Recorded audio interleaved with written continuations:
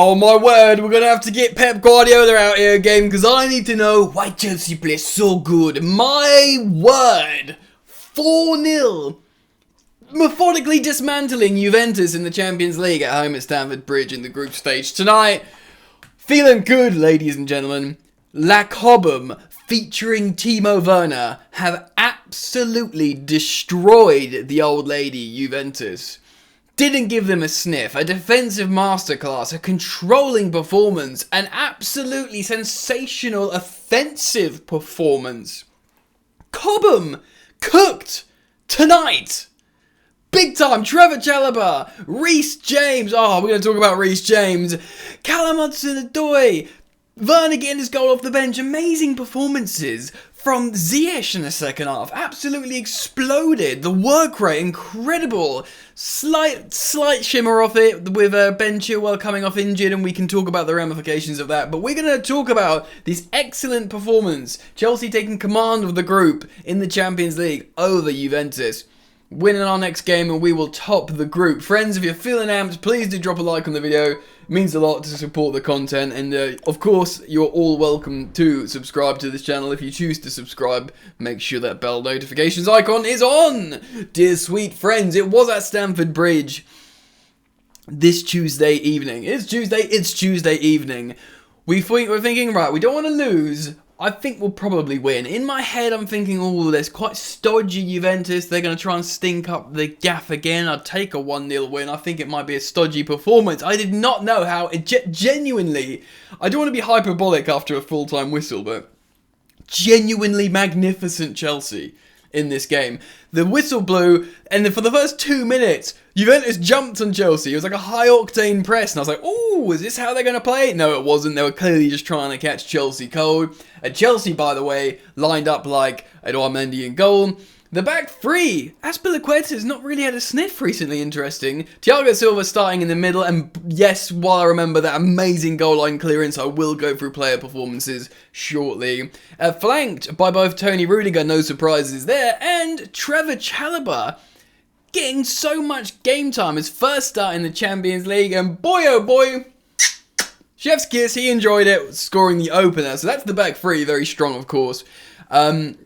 Midfield 2 was Jorginho and N'Golo Kante for a short while before Ruben Loftus-Cheek came on and replaced him between the half hour and 45 minute mark. Both looking excellent though, Jorginho and N'Golo Kante continuing his good form in this game. I will reference that a bit more shortly. Wingbacks, of course, the starting sensational wingbacks. England's starting wingbacks, Reece James and of course Ben Chilwell at left wingback.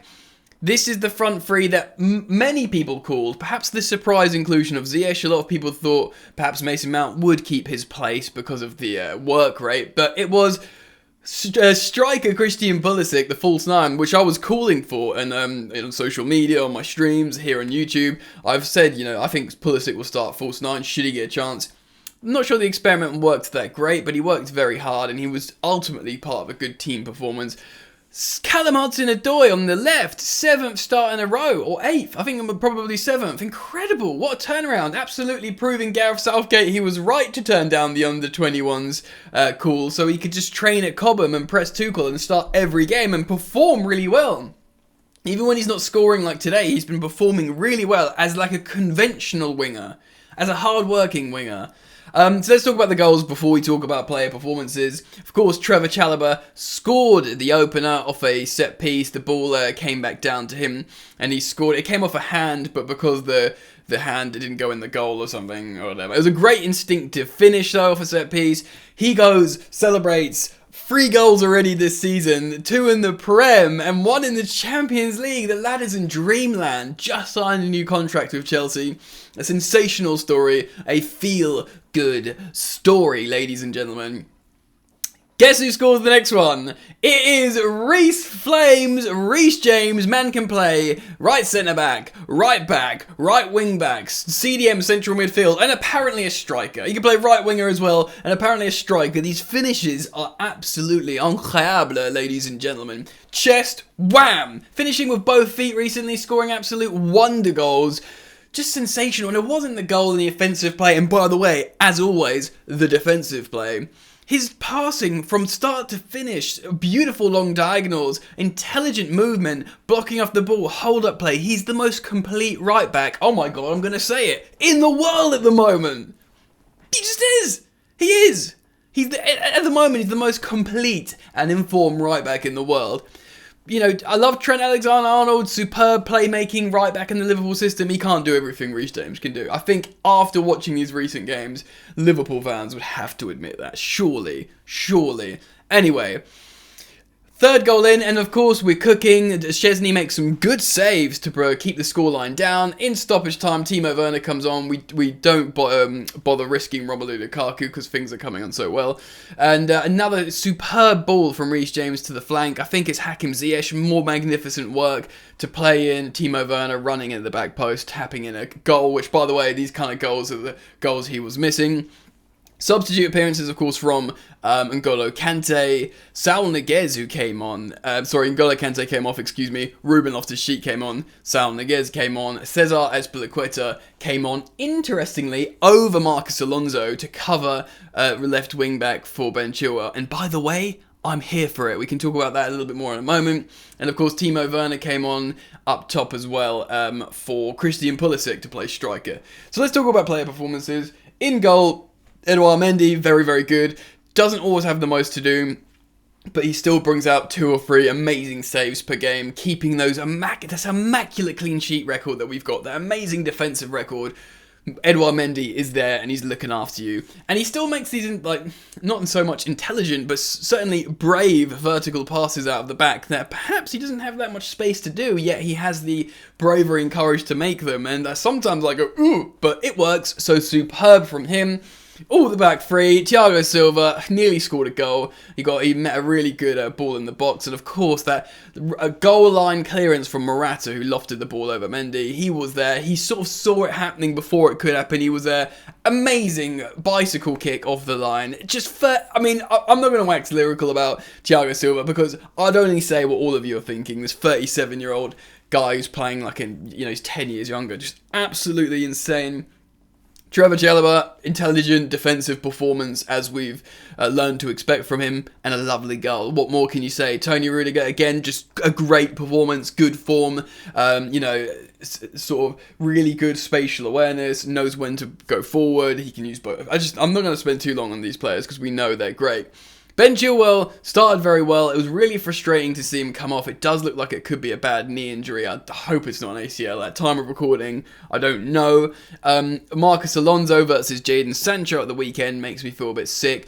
But you know what? If Cesar Azpilicueta is going to be the first choice left wing back over Alonso while Chilwell's out, I actually feel safer. That one-on-one defending from Azpilicueta, I'd prefer that. Let me know what you think down in the comment section below if you'd prefer this left wing back Azpilicueta over Marcos Alonso, which, a couple of months ago sounds mental. That's just where I'm at the moment. Let me know what you think. Kante looked really good in the midfield. He makes loads of those vertical runs into the box. There's loads of rotation at the moment in this Chelsea side. On the pitch, I don't mean personnel, I mean movement. And he's often finding himself in the 18-yard box. He was looking okay. It looked like a niggle, and I think Chelsea were 2-0 up at the time.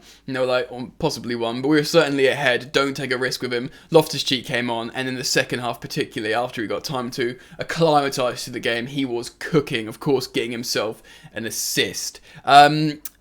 For the Hudson-Odoi goal, I believe, at the end. So, that's in the midfield. Jorginho obviously played quite well as well. Him and Bonucci at the beginning, representing captains, having a little joke together. They're Italian teammates, of course. I thought he played quite well. Man of the match for me, Reece James.